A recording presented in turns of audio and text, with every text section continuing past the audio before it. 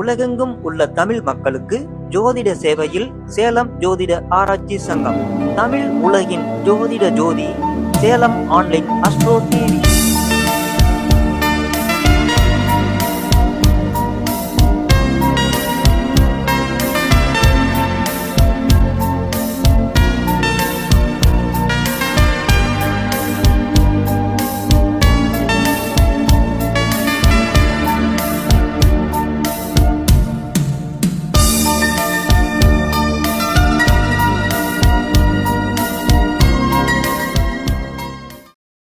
வாழ்க வையகம், வாழ்க வையகம், வாழ்க வளமுடன். சேலம் ஆன்லைன் அஸ்ட்ரோ டிவியினுடைய நேயர்கள் அனைவருக்கும் இனிய காலை வணக்கம். சேலம் ஜோதிட ஆராய்ச்சி சங்கத்தினுடைய 11வது மாத கருத்தரங்கு நிகழ்ச்சிகள் இனிதே துவங்குகிறது. இந்த இனிய விழாவிற்கு சிறப்பு விருந்தினர்களாக வருகை புரிந்திருக்கின்ற நம்முடைய இளம்பிள்ளையை சார்ந்த ஜோதிட நிபுணர் VM கணேசன் ஐயா அவர்களை மேடைக்கு வருமாறு அன்போடு அழைக்கின்றோம்.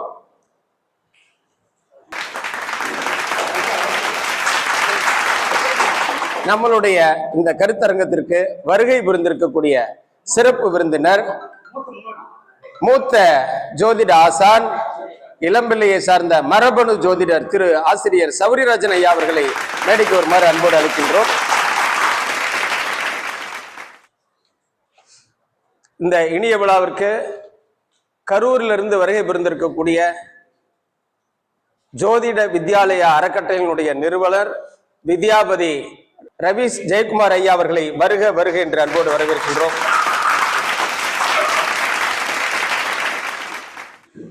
இந்த இனிய விழாவிற்கு தலைமை ஏற்று நடத்தி கொடுக்க வருகை புரிந்திருக்கக்கூடிய நம்மளுடைய கௌரவ தலைவர் சுகர்நாடி ஜோதிட பேராசிரியர் சேலம் விஜயன் ஐயா அவர்களையும் வருக வருக என்று அன்போடு வரவேற்கின்றோம். இந்த இனிய விழாவிற்கு வருகை புரிந்திருக்கக்கூடிய பணி ஓய்வு பெற்ற ஜோதிட வித்யாபடி திரு அன்னை ஆர் வடிவேலு வட்டாட்சியர் அவர்களையும் வருக வருக என்று அன்போடு வரவேற்கின்றோம். இந்த இனிய விழாவிற்கு வருகை புரிந்திருக்கக்கூடிய திருப்பூர் திலகம் ஆச்சாரியா ஆறுமுகம் ஐயா அவர்களை வருக வருக என்று அன்போடு வரவேற்கின்றோம். இந்த இனிய விழாவிற்கு வருகை புரிந்திருக்கக்கூடிய சின்ன சேலம் சீனிவாசன் ஐயா ஜோதிடர் அவர்களையும் வருக வருக என்று அன்போடு வரவேற்கிறோம். இந்த இனிய விழாவிற்கு கோவையிலிருந்து சாமிஜி ஜோதிட நிலைய நிறுவனர் திருவாளர் மகாலிங்கம் ஐயா அவர்கள் வந்திருக்கிறார்கள். அவர்களையும் வருக வருக என்று அன்போடு வரவேற்கிறோம். ஏத்தாப்பூரில் இருந்து சத்ரா மூர்த்தி அவர்கள் அனைவரையும் கௌரவிப்பதற்காக வருகை புரிந்திருக்கிறார்கள். அவர்களையும் வருக வருக என்று சேலம் ஜோதிட ஆராய்ச்சி சங்கம் அன்புடன் வரவேற்கிறது. இந்த இனிய விழாவிற்கு வருகை புரிந்திருக்கக்கூடிய ஏத்தாப்பூர் ஜோதிட வித்யாபதி விஜய் அவர்களையும் வருக வருக என்று அன்போடு வரவேற்கிறோம். நம்மளுடைய ஜோதிட சங்கத்தினுடைய தலைவர் திருவாளர் அஸ்ட்ரோ சந்திரகுமார் ஐயா அவர்களையும் ஜோதிட சங்கத்தின் சார்பாக வருக வருக என்று அன்போடு வரவேற்று இன்னும் சிறிது நேரத்தில் வருகை தரக்கூடிய கோமதி மகேஷ்குமார் அவர்களையும் பூட்டை ரவிச்சந்திரன் அவர்களையும் ஏடி பாலகிருஷ்ணன் அவர்களையும் வெங்கடேசன் அவர்களையும் வருக வருக என்று வரவேற்று இன்றைய நிகழ்வை இனிதே துவங்கியிருக்கிறோம். முதலாவதாக இறைவணக்கம். எல்லாம் வல்ல தெய்வமது எங்கும் உள்ளது நீக்கமர, சொல்லால் மட்டும் நம்பாதே, சுயமாய் சிந்தித்தே தெளிவாய், வல்லாய் உடலில் இயக்கம் அவன், வாழ்வில் உயிரில் அறிவும் அவன், கல்லார் கற்றார் செயல் விளைவாய், காணும் இன்ப துன்பம் அவன், அவனின் இயக்கம் அணுவாற்றல், அணுவின் கூட்டு பக்குவம் நீ, அவனில் தான் நீ உன்னில் அவன், அவன் யார் நீ யார் பிரிவேது, அவனை மறந்தால் நீ சிறியோன், அவனை அறிந்தால் நீ பெரியோன், அவன் நீ ஒன்றாய் அறிந்த இடம், அறிவு முழுமை அது முக்தி, அறிவு முழுமை அது முக்தி. வாழ்க வளமுடன். சேலம் ஆன்லைன் அஸ்ட்ரோ டிவி நேயர்களுக்கு இன்றைக்கு ஜோதிட நிபுணத்துவம் பெற்ற அறிஞர் பெருமக்கள் வருகை புரிந்திருக்கிறார்கள். அவர்களுடைய அரிய கருத்துக்களை பெறுவதற்கு நாம் இந்த வார நிகழ்வு நம்முடைய 11வது மாத கருத்தரங்கு நமக்கு ஒரு பொக்கிஷமாக அமைந்திருக்கிறது. அனைவரையும் வாங்க உள்ள வாங்க என்று சொல்லி அன்போடு அழைத்து, முதலாவதாக மரபு மாறாம இருக்கிறதுனால மரபணு ஜோதிட நிபுணர் ஐயா இளம்பிள்ளையிலிருந்து வருகை புரிந்திருக்கக்கூடிய ஆசிரியர் திருவாளர் சௌரிராஜன் ஐயா அவர்களை அன்புடன் வருக வருக என்று சேலம் ஜோதிட ஆராய்ச்சியாளர்கள் சங்கம் அன்போடு வரவேற்கிறது. ஸ்ரீராமஜெயம் ஸ்ரீராமஜெயம் ஸ்ரீராமஜெயம். உம்பர்தரு தேனுமணி கசிவாகி உண்கடலில் கேனமுதத்து உணர்வு உரி இன்பரசத்தே பருகி பலகாரும் எந்த நுயிர்காதர உற்று அருள்வாயே தம்பிதனுக்காக தனைவோனே தந்தை வளர்த்தால் அருள் கை கனியோனே அன்பர் தமக்கான நிலை பொருளோனே ஐந்து கரத்து ஆணைமுகப் பெருமானே. கைவாய் கதிர்வேல் முருகன் கழல் பெற்று உய்வாய் மனனே ஒழிவாய் ஒழிவாய் மெய் வாய் விழி நாசியோடு செவியாம் ஐவாய் வழி செல்லும் அவாவினையே என்று சொல்லி மரியாதைக்குரிய சேலம் ஜோதிட ஆராய்ச்சியாளர்களுடைய சங்கத்தை மிகச் சிறப்பாக இந்த 11வது மாதத்திலே மிகச் சிறப்பாக வழிநடத்தி கொண்டிருக்கக்கூடிய மரியாதைக்குரிய இந்த சங்கத்தினுடைய பொறுப்பாளர்கள் மரியாதைக்குரிய சந்திரகுமார் ஐயா அவர்களையும், அதே நேரத்திலே நம்முடைய பேராசிரியர் மகான் ஜோதிட மகான் வேதாத்திரி மகரிஷி அவருடைய அடியவர் மரியாதைக்குரிய ஐயா துரைசாமி ஐயா அவர்களையும், அதே நேரத்திலே இந்த சங்கத்தை வழிநடத்துவதற்கு துணையாக இருந்து கொண்டிருக்கக்கூடிய மரியாதைக்குரிய விஜயன் ஐயா அவர்களையும், இந்த சங்கத்திலே இருக்கக்கூடிய மற்ற இதர பொறுப்பாளர்களையும், இங்கு வருகை இருந்திருக்கக்கூடிய ஜோதிட மகான்களையும் அனைவரையும் ஒரு சேர வணங்கி அடியனுடைய ஒரு சிறு உரையை துவக்கலாம் என்று நினைக்கின்றேன். இன்றைக்கு அடியன் மரபணு ஜோதிடத்தை ஐயா அவர்கள் பேசும் பொழுது மகரிஷியினுடைய பாடலை தொடங்கினார்கள். அடியன் அந்த மகரிஷியினுடைய ஓராண்டு பயிற்சியை பெற்று டிஏ பட்டம் பெற்றோம். அடியனும் பற்றிருக்கின்றேன். 3 நாள் ஆழியாருடைய அந்த பயிற்சிக்காக சென்று அந்த பட்டத்தை அடியனும் பெற்றவன் என்பதை நினைவூட்டுவதற்காக இதை இப்பொழுது சொல்லி இருக்கின்றேன். அதே நேரத்தில் இப்பொழுது அடியன் பேச இருக்கக்கூடிய தலைப்பு மரபணு ஜோதிடம். இந்த மரபணு ஜோதிடத்திலே பணிகள் எப்படி ஒவ்வொருவரும் ஒவ்வொரு பணியிலே ஈடுபட்டு கொண்டிருக்கின்றார்கள், ஒரு வேலையிலே ஈடுபட்டு கொண்டிருக்கின்றார்கள். அந்த வேலையை இந்த ஜாதகத்தின் வழியாக மரபணு ஜோதிடத்தின் வழியாக எப்படி அறிவது என்பதை மிக சுருக்கமாக சொல்ல ஆசைப்படுகின்றேன். அதே நேரத்தில் இந்த சொல்லுவதற்கு முன்னாலே ஒரு 2 நபர்களுக்கு அடியேன் வழக்கமாக நன்றி தெரிவிக்கக்கூடிய பழக்கத்தை கொண்டிருக்கின்றேன். இந்த ஜோதிட உலகத்திலே அடியேனை அறிமுகப்படுத்திய மரியாதைக்குரிய அமரத்துவம் அடைந்த சத்தியமங்கலம் சூட்சம ஜோதிடர் பட்டாபிராமன் ஐயா அவர்களை இந்த நேரத்திலே நன்றி உணர்வோடு நன்றி பார்க்க கடமைப்பட்டிருக்கின்றேன். அதே நேரத்திலே இப்பொழுது பேச இருக்கின்ற இந்த மரபணு ஜோதிடத்திற்கு அடியருக்கு வழிகாட்டியாக விளங்கிக் கொண்டிருக்கக்கூடிய சென்னையைச் சேர்ந்த மரியாதைக்குரிய விஷால் லோகேஸ்வரன் என்று சொல்லக்கூடிய அன்பரை நான் இந்த நேரத்திலே நன்றி உணர்வோடு நன்றி பார்த்து இப்பொழுது உங்களுக்கு 200 கருத்துக்களை இப்ப சொல்ல ஆசைப்படுகின்றேன். 8 வகை கர்மாக்கள். 8 வகை கர்மாக்கள். அந்த 8 வகை கர்மாக்களுக்கும் 27 நட்சத்திரத்தை பகுத்து கொடுத்திருக்கிறார்கள். சூரியனுடைய கர்ம பதவி கொடுக்கக்கூடிய நட்சத்திரங்கள் அஸ்வினி, ஆயில்யம், அனுஷம், பூரட்டாதி. நான் இப்பொழுது இந்த 27 நட்சத்திரங்கள் சொல்ல வேண்டும். அஸ்வினி, ஆயில்யம், அனுஷம், பூரட்டாதி என்று சொல்லக்கூடிய இந்த 4 நட்சத்திரங்களும் சூரியனுடைய கர்ம பதிவை வழங்கக்கூடிய நட்சத்திரங்கள். சந்திரனுடைய கர்ம பதிவை வழங்கக்கூடிய நட்சத்திரங்களும் 4: பரணி, மகம், கேட்டை, உத்திரட்டாதி. பரணி, மகம், கேட்டை, உத்திரட்டாதி என்று சொல்லக்கூடிய இந்த 4 நட்சத்திரங்களும் சந்திரனுடைய கர்ம பதிவு வழங்கக்கூடிய நட்சத்திரங்கள். அதே நேரத்தில் கார்த்திகை, பூரம், மூலம், ரேவதி. கார்த்திகை, பூரம், மூலம், ரேவதி. இந்த கார்த்திகை, பூரம், மூலம், ரேவதி என்று சொல்லக்கூடிய இந்த 4 நட்சத்திரங்களும் செவ்வாயுடைய கர்ம பதிவை கொடுக்கக்கூடிய நட்சத்திரங்கள். ரோகிணி உத்திரம் பூராடம், ரோகிணி உத்திரம் பூராடம் என்று சொல்லக்கூடிய இந்த 3 நட்சத்திரங்களும் புதனுடைய கர்ம பதிவை கொடுக்கக்கூடியது. மிருகசீஷம் ஹஸ்தம் உத்திராடம் இது 3 நட்சத்திரங்களும் குருவினுடைய கர்ம பதிவை கொடுக்கக்கூடியது. திருவாதிரை சித்திரை திருவோணம் என்று சொல்லக்கூடிய இந்த 3 நட்சத்திரங்களும் சுக்கிரனுடைய கர்ம பதிவை கொடுக்கக்கூடியது. புனர்பூசம் சுவாதி அவிட்டம், புனர்பூசம் சுவாதி அவிட்டம் என்று சொல்லக்கூடிய இந்த 3 நட்சத்திரங்களும் சனியினுடைய கர்ம பதிவை கொடுக்கக்கூடியது. பூசம் விசாகம் சதயம், பூசம் விசாகம் சதயம் ஆகிய இந்த 3 நட்சத்திரங்களும் ராகுனுடைய கர்ம பதிவை கொடுக்கக்கூடியது. ஆக மொத்தம் 27 நட்சத்திரங்களும் 8 வகை கர்மாக்களுக்கு பகுத்து கொடுத்திருக்கின்றார்கள். ஆனால் கேதுவிற்கு கர்ம பதிவை வழங்கக்கூடிய நட்சத்திரங்கள் இல்லை என்பதை இங்கு நினைவுபடுத்த வேண்டும். அதற்காக இதை சொல்லுகின்றேன். அதே நேரத்தில் ஏனென்று சொன்னால் இப்பொழுது அடியேன் பேசக்கூடியதற்கு தலைப்பிற்கு இவைகளெல்லாம் தேவைப்படுகின்றன. ஆகையினாலே அதை நினைவுபடுத்துகிறேன். அதே நேரத்தில் நம்முடைய ராசி கட்டத்தில் 12 கட்டங்கள் இருக்கின்றன. இந்த 12 கட்டங்களும் ஒவ்வொரு கர்ம பதிவையும் நமக்கு எடுத்து சொல்லிக் கொண்டிருக்கின்றது. எந்த கட்டம் எந்த ராசி நமக்கு என்ன கர்ம பதிவை கொண்டு வழங்குகின்றது என்பதை நாம் தெரிந்து கொள்ள வேண்டும். உதாரணமாக காலப்புருஷ அடிப்படையில் மேஷம் என்று தொடங்கினால் அந்த மேஷமானது குருவனுடைய கர்ம பதிவை கொடுக்கக்கூடிய வீடு.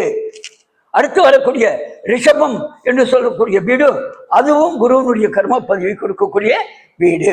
அதுக்கப்புறம் மிதுனம். இந்த மிதுனம் என்பது ஆய்வின் அடிப்படையிலே சுக்கிரனுக்கு உரிய கர்மப்பதிவு வீடாக சொல்லப்பட்டிருக்கிறது. ஏனென்று சொன்னால் இந்த இடத்துல சுட்டி காட்டணுங்கிறதுக்காக நினைவுபடுத்துறேன். அதே நேரத்தில் கடகம், கடகம் என்று சொல்லக்கூடிய 4ஆம் காலபுருஷனுக்கு 4ஆம் வீடான அந்த கடகமானது புதனுடைய கர்மப்பதிவை கொடுக்கக்கூடிய வீடாக சொல்லப்பட்டிருக்கிறது. அதே நேரத்தில் சிம்மம், சிம்மம் குருவனுடைய கர்மப்பதிவை கொடுக்கக்கூடிய வீடு.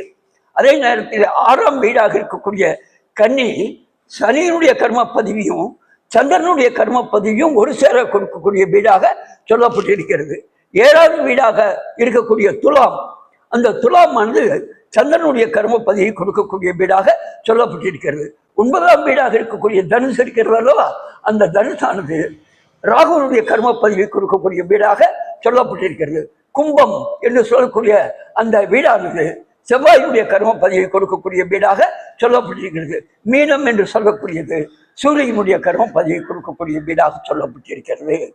இதை நான் சொல்ல வேண்டிய கடமை அடியனுக்கு இருக்கக்கூடிய காரணத்தினாலே அப்ப ஐயா அவர் 2க்கும் கர்ம பதிவு கொடுக்கப்படவில்லை என்பதை இங்கு நீங்கள் கேட்ட கேள்வியினாலே நான் சொல்ல வேண்டிய கட்டாயத்திற்கு ஆளாகின்றேன். அதனால விருச்சிகத்திற்கும் ஏன்னா கவனிக்கிறாங்க கேட்க முடியும், எல்லாராலும் கேட்க முடியாது. பூனை கவனிக்கக்கூடிய அந்த பாங்கு இருக்கக்கூடியவர்களெல்லாம் கேள்வி எழுப்ப முடியும். அதனால விருச்சிகத்திற்கும் ஏன் கேள்வி ஏன் இல்லைன்னு கேள்விக்கு மரியாதைக்குரிய உஷா லோகேஷன் அவர்கள் விளக்கம் அளிப்பார்கள். ஏன்னா என்னிடத்துல இந்த கேள்வி கேட்டீங்கன்னா பதில் இந்த இடத்துல அவர் தெளிவாக சொல்ல முடியாது. காரணம் என்னன்னு கேட்டீங்கன்னா விருச்சிகத்திற்கும் மகரத்திற்கும் கர்ம பதிவிற்கான வீடுகள் கொடுக்கப்படவில்லை. அந்த வீடு கர்ம பதிவாக சொல்லப்படவில்லை. அதே நேரத்தில் நம்ம நவகிரகங்கள் 9 கிரகங்கள் இருக்கிறதோ 9 கிரகங்களும் ஒரு குறிப்பிட்ட கர்ம பதிவை கொடுக்கக்கூடிய தன்னுள் அடக்கி வைக்கக்கூடிய அந்த ஆற்றலை பெற்றதாக அந்த கிரகங்கள் விளங்குகின்றன. எந்த கிரகம் எப்படிப்பட்ட கர்ம பதிவை கொண்டு விளங்குகின்றது என்பதை இங்கு நாம் சொல்ல வேண்டும். முதலில் வரிசையாக எடுத்துக்கொள்வோம். சூரியன், சூரியன் குருவினுடைய கர்ம பதிவை கொண்டது. சந்திரன், சந்திரன் குருவினுடைய கர்ம பதிவை கொண்டது. வரிசையா செவ்வாய் குருவினுடைய கர்ம பதிவை கொண்டது. புதன் சனியினுடைய கர்ம பதிவை கொண்டது. குரு ராகுனுடைய கர்ம பதிவை கொண்டது. சுக்கிரன் சந்திரனுடைய கர்ம பதிவை கொண்டது. சனி செவ்வாயினுடைய கர்ம பதிவை கொண்டது. ராகு சந்திரனுடைய கர்ம பதிவை கொண்டது. கேது சூரியனுடைய கர்ம பதிவை கொண்டது. ஆனால் அதே நேரத்தில் முன் சொன்னபடி கேதுவிற்கு கர்ம பதிவு வழங்கக்கூடிய நட்சத்திரங்கள் கொடுக்கப்படவில்லை. இந்த இடத்துல அந்த வித்தியாசத்தை தெரிஞ்சுக்கணும். கேது எதனுடைய கர்ம பதிவை கொடுக்கிறது என்று சொன்னால் சூரியனுடைய கர்ம பதிவை கொடுக்கிறது என்பதை நாம் இங்கு வலியுறுத்த வேண்டும். சரி, இந்த 3 அமைப்பையும் இப்பொழுது உங்களுக்கு நான் சொல்லி இருக்கின்றேன். ஒவ்வொருவருடைய தொழிலையும் மரியாதைக்குரிய கணேசன் ஐயா அவர்கள் வரும்பொழுது அடிய நேரத்திலே ஒரு ஜாதகத்தை காட்டினார். ஒரு ஜோதிட மகானுடைய ஜாதகம், ஜோதிட மகானுடைய ஜாதகம். மரியாதைக்குரிய ஐயா சொல்லலாம் இல்லைங்க சார், மரியாதைக்குரிய ஐயா கிருஷ்ணமூர்த்தி ஐயா பத்ததி இருக்கிறவா, அந்த மகானுடைய ஜாதகம் நம்ம அது இருக்கட்டும், அதை மட்டும் தானே சொல்ல போறேன், மற்றெல்லாம் பார்த்துக்கோங்க. அந்த ஐயாவுடைய ஜாதகத்திலே லக்னம் மகர லக்னம், லக்னம் மகர லக்னம், அவருடைய நட்சத்திரம் திருவோண நட்சத்திரம். ஐயா திருவோண நட்சத்திரம் அவருடைய நட்சத்திரம். ஒருவருடைய ஜாதகத்திலே தொழிலை அறிவதற்கு 6ஆம் பாவத்தையும் 10ஆம் பாவத்தையும் எடுக்க வேண்டும். இப்பொழுது நான் இவருடைய ஜாதகத்துக்கு 6ஆம் பாவத்தையும் 10ஆம் பாவத்தையும் எடுக்கலாம். நேரடியாக 10ஆம் பாவத்தை தொழில் அப்படிங்கிறதுனால அந்த 10ஆம் பாவத்துக்காரனே மகரத்துக்கு 10ஆம் பாவம் என்பது துலாம். அந்த துலாமினுடைய அதிபதி சுக்கிரன். அந்த துலாமினுடைய அதிபதியாக சுக்கிரன் 9ல் இருக்கிறார், கன்னியில் இருக்கார். அவரே நீச்சத்தை பற்றி பேச மாட்டாரு. உங்ககிட்ட சொல்றேன் ஐயா, கிருஷ்ணமூர்த்தி பக்ததியில நீ உச்ச நீச்சரெல்லாம் பார்க்க மாட்டாங்கன்னு சொல்லி கேள்விப்பட்டிருக்கேன். அதனால அந்த அவருடைய ஜாதகத்திலே அந்த சுக்கிரன் நீச்சமாக இருந்தாலும் கூட அவர் நின்ற நட்சத்திரம் உத்தர நட்சத்திரத்திலே நிற்கிறார். அந்த உத்தர நட்சத்திரத்திலே நின்ற காரணத்தினால் அவர் புதனுடைய கர்ம பதிவு பெற்றார். அவர் ஜோதிடராக இருக்கிறதுக்கு என்ன காரணம்? புதனுடைய கர்ம பதிவு பெற்றார். அதே நேரத்தில் நான் முதல்ல சொல்லும் பொழுது ஒவ்வொரு வீட்டினுடைய கர்ம பதிவு என்னன்னு சொல்லிட்டு வந்தேன். அப்படி சொல்லும் பொழுது 4ஆம் இடம் கடகத்தினுடைய இடத்தை சொல்லும் பொழுது அது புதனுடைய கர்ம பதிவு கொண்டதுன்னு நினைவுபடுத்தினேன் இல்லைங்களா? இப்ப மகர லக்னத்துக்கு 4ஆம் இடத்து அதிபதினு சொன்னா அது செவ்வாய். அந்த செவ்வாய் 4ஆம் இடத்து அதிபதியாக இருக்கக்கூடிய காரணத்தினால சுக்கிரனும் செவ்வாயும் அந்த 9ஆம் பாவத்திலே இணைந்திருக்கிறார்கள். இந்த 4ஆம் பாவமும் புதனுடைய கர்ம பதிவு கொண்டது. ஆகையின் காரணத்தினாலே அந்த கிருஷ்ணமூர்த்தி ஐயா அவர்கள் மிகச்சிறந்த முறையில் மிகப்பெரிய ஜோதிடராக விளங்கி உலகம் முழுவதும் தெரிந்து கொள்ளக்கூடிய ஒரு நிலையிலே அவர் இருக்கிறார் என்ற இந்த இடத்திலே நான் பதிவு செய்ய ஆசைப்படுகின்றேன். மரபணு ரீதியாக இது போல ஒவ்வொருவரும் இப்போ ஒருத்தர் இன்ஜினியரா இருக்கார், பில்டிங் கன்ஸ்ட்ரக்ஷன் இது போல மிகப்பெரிய மாளிகையை கட்டக்கூடிய அமைப்பில் ஒருத்தருடைய ஜாதகம் தான் அவருடைய ஜாதக அமைப்பு எப்படி இருக்கும் ஒரு கேள்வி வருது அல்லவா? அப்போ அவருக்கு செவ்வாயுடைய கர்ம பதிவு இந்த 6ஆம் அதிபதியோடோ 10ஆம் அதிபதியோடோ தொடர்பு கொண்டிருக்க வேண்டும். அந்த 6ஆம் அதிபதி எந்த நட்சத்திரத்திலே இருக்க வேண்டும் என்று சொன்னால் கார்த்திகை, பூரம், மூலம், ரேவதியிலே இருக்க வேண்டும். இந்த கார்த்திகை, பூரம், மூலம், ரேவதியிலே இருந்தால் அவர் செவ்வாயுடைய கர்ம பதிவை பெற்றவர் ஆவார். இந்த 6ஆம் அதிபதியோ அல்லது 10ஆம் அதிபதியோ கார்த்திகை, பூரம், மூலம், ரேவதியிலே இருந்தால் ஸ்ரீராமதி இருந்தால் அவர் செவ்வாயினுடைய கர்ம பதவியை பெற்றவர் ஆவார். சரி, இந்த 6ஆம் பாவத்திலோ அல்லது 10ஆம் பாவத்திலோ என்ன கிரகம் இருக்க வேண்டும் என்று சொன்னால் சனியினுடைய அந்த கிரகம் 6ஆம் பாவத்திலோ 10ஆம் பாவத்திலோ இடம்பெற வேண்டும். 6ஆம் பாவத்தில் 10ஆம் பாவத்தில் சனி இருந்தால் அவர் செவ்வாயினுடைய கர்ம பதிவு கொண்ட அந்த தொழிலில் ஈடுபடக்கூடிய அமைப்பு அவருக்கு இயல்பாக இருக்கும். இந்த பாவ இணைவுகள்னு சொல்லுவாங்க. இந்த பாவ இணைவுகள்னு சொன்னா 6ஆம் அதிபதி 11ஆம் அதிபதியோடு இணைய வேண்டும். 6, 11. 6ஆம் அதிபதி 11ல் இருக்கலாம், 11ஆம் அதிபதி 6ல் இருக்கலாம். அதே நேரத்தில் 10ஆம் அதிபதி 11ல் இருக்கலாம், 11ஆம் அதிபதி 10ல் இருக்கலாம். இந்த அமைப்புகள் இருக்குமே ஆனால் அவர் செவ்வாயினுடைய கர்ம பதிவு பெற்ற இந்த பில்டிங் கன்ஸ்ட்ரக்ஷன் ஆர்மியில் இருக்கக்கூடியது. செவ்வாயினுடைய காரகத்துவங்கள்லாம் நமக்கு நல்லா தெரியும்.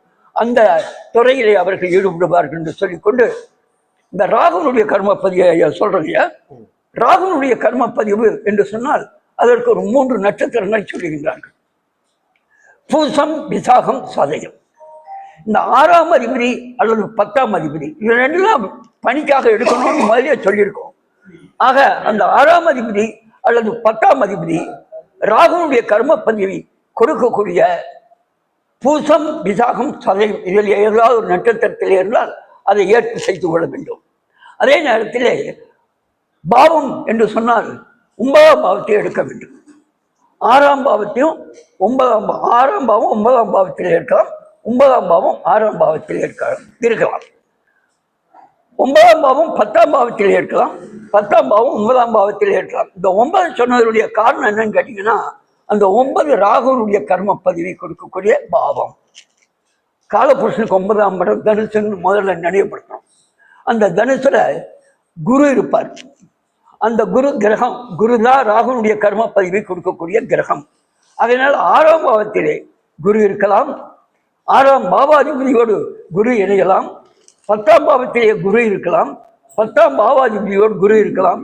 இப்படியெல்லாம் இருந்தா ராகுனுடைய காரகத்துவ தொழில்கள் நமக்கெல்லாம் நல்லா தெரியும், நிறைய தெரியும். ராகுனுடைய காரகத்துவத்துடைய தொழில்கள் என்று சொன்னால் ரசாயனம் சொல்லலாம், இந்த டெக்ஸ்டைல்ஸ் இந்த இதெல்லாம் பவர்லூம்ஸு, டெக்ஸ்டைல்ஸு, கார்மெண்ட்ஸு, இந்த போன்ற துறைகள்லாம் இருக்குல்ல, இந்த துறைகள்லாம் இந்த ராகுனுடைய கர்ம பதிவில் இடம்பெறக்கூடிய அந்த அமைப்பு. ஆகையினால இந்த ராகுனுடைய கர்ம பதிவை பெறுவதற்கு 6ஆம் பாவத்தையும் 10ஆம் பாவத்தையும் எடுக்க வேண்டும்.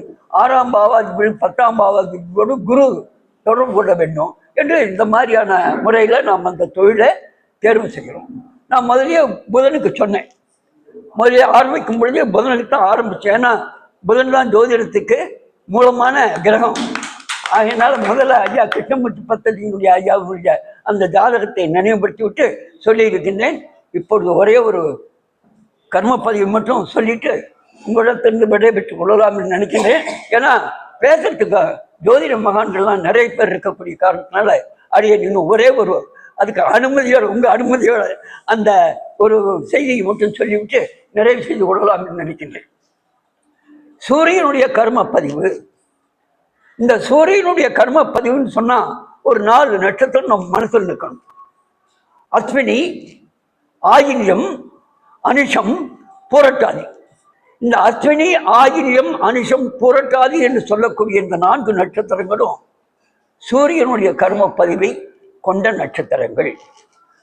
சூரியனுடைய கர்ம பதிவை கொடுக்கக்கூடிய வீடு நம்முடைய லக்னத்திலிருந்து எத்தனாவது வீடு என்று சொன்னால் 12ஆம் வீடு. நம்முடைய லக்னத்திலிருந்து 12ஆவது வீடு சூரியனுடைய கர்ம பதிவை கொடுக்கக்கூடிய வீடு. இன்னும் சொல்ல போனால் காலபுருஷனுக்கு 12ஆம் வீடான மீனம் சூரியனுடைய கர்ம பதிவை கொடுக்கக்கூடிய வீடு. இதை நாம மனசில் வச்சுக்கணும். அதே நேரத்தில் கிரகம் என்று சொன்னால் நமக்கு கேதுவை நம் நினைவிற்கு கொண்டு வர வேண்டும். காரணம் என்ன என்று சொன்னால் கேது பிறந்த நட்சத்திரம் ஆயில்யம். ஆயில்யம் கொடுக்கக்கூடியது சூரியனுடைய கர்ம பதிவு. ஆகையினாலே கேது சூரியனுடைய கர்ம பதிவை கொண்ட கிரகம். ஆகையினாலே இந்த 6ஆம் பாவத்தையும் 10ஆம் பாவத்தையும் நாம் எடுக்கும் பொழுது 6ஆம் பாவத்திலே கேது இருக்கலாம். 6ஆம் பாவத்திலே கேது இருக்கலாம். 10ஆம் பாவத்திலே கேது இடம்பெறலாம். 6ஆம் பாவாதிபதியோடு கேது இடம்பெறலாம். 10ஆம் பாவாதிபதியோடு கேது இடம்பெறலாம். 6ஆம் பாவாதிபதியோடு 12ஆம் பாவாதிபதி இடம்பெற வேண்டும். ஏன்னா 12ஆம் பாவம் சூரியனுடைய கர்ம பதிவை கொடுக்கக்கூடிய வீடு நினைவுபடுத்தணும். அதனால 6ஆம் பாவாதிபதியோடு 12ஆம் பாவாதிபதியும், அதே நேரத்தில் 10ஆம் பாவாதிபதியோடு 12ஆம் பாவாதிபதியும் இணை பெறலாம் என்று சொல்லிக்கொண்டு இந்த மாதிரி பாவங்களையும் கிரகங்களையும் அந்த கிரகங்கள் என்ன கர்ம பதிவை கொண்டது என்பதையும் அனைவருமே தெரிந்தால் எளிமையாக மரபணு ஜோதிடத்தை அணுகலாம் என்று சொல்லிக்கொண்டு இந்த நல்ல வாய்ப்பிற்கு நன்றி கூறி விடைபெறுகிறேன். வணக்கம்.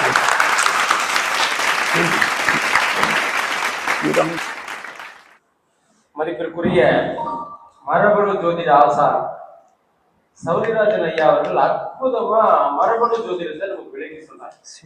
27 நட்சத்திரத்தில் நம்ம ஏதாவது ஒரு நட்சத்திரத்தில் தான் பிறந்திருப்போம்.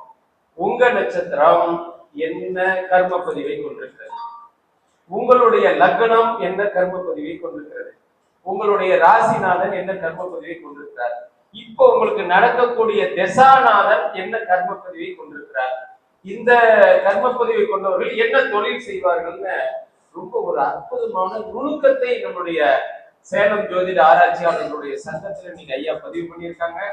இது நம்ம சேலம் ஆன்லைன் அஸ்ட்ரோ டிவி நேயர்களுக்கு கிடைத்த ஒரு அமிர்தமான விஷயம். அந்த அளவில் சிறப்புரையாற்றிய ஐயா அவர்களுக்கு நம்மளுடைய சேலம் ஜோதிட ஆராய்ச்சி சங்கத்தினுடைய கௌரவ தலைவர் மதிப்பிற்குரிய சுகநாடி விஜயன் பேராசிரியர் ஐயா அவர்களை பொன்னாடை போர்த்தி சிறப்பு செய்யுமாறு அன்போடு அழைக்கிறோம். ஸ்ரீராம ஸ்ரீராம